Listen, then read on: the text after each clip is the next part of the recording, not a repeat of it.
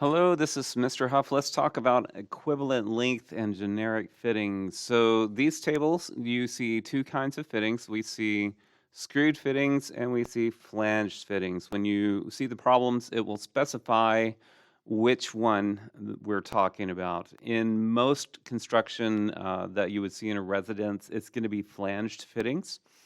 The next thing you need to understand is the size of the pipe in the system, and it might be 3/4 of an inch if that's the case. Then you would use this column here to understand the equivalent feet. So you would need to understand what kind of fitting you were using. So you would go through and say, what if we had a globe valve in our system? So if it's 3/4 of an inch, then we would see that a globe valve is equivalent to 40 feet of 3/4 inch pipe. And that's what this is telling us. This is important to understand when we're calculating head loss due to friction. So what we're doing is we're taking a physical item and we're converting it to the friction equivalent of how many feet would that be of pipe. So that way we're using one measurement for the entire resistance of the system. So in order to do these calculations, what you need to do is, let's just stick with this example of 3/4 inch.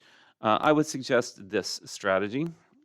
You're going to make a little table that says fitting, the equivalent length of the fitting, how many of those fittings you have, and then the total length. So let me go through an example here.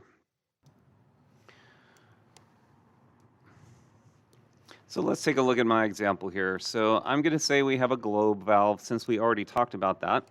And the equivalent feet of that is 40. And then when there's one of those, so 40 times 1 is 40 feet for globe valves. Let's say that we're going to use elbows that are 90 degrees and regular. So we're talking about this line. So we're going to figure out where that is in the table. That's 1.2. And in the system we're designing, we have 7 elbows. And we multiply 1.2 times 7 and get 8.4. And that is the equivalent length of pipe for 7 90-degree elbows.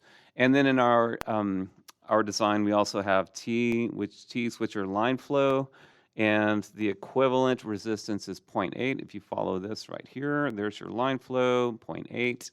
And we're going to have 4 of those in our system, and you do 0.8 times 4, and that's 3.2. You get the idea. So every kind of fixture or fitting you have in your system right here, you have to consider the equivalent length in feet versus your pipe. Some systems may have multiple sizes of pipe, so you've got to take that into consideration. But the examples we're going to be doing, it's only one kind of pipe.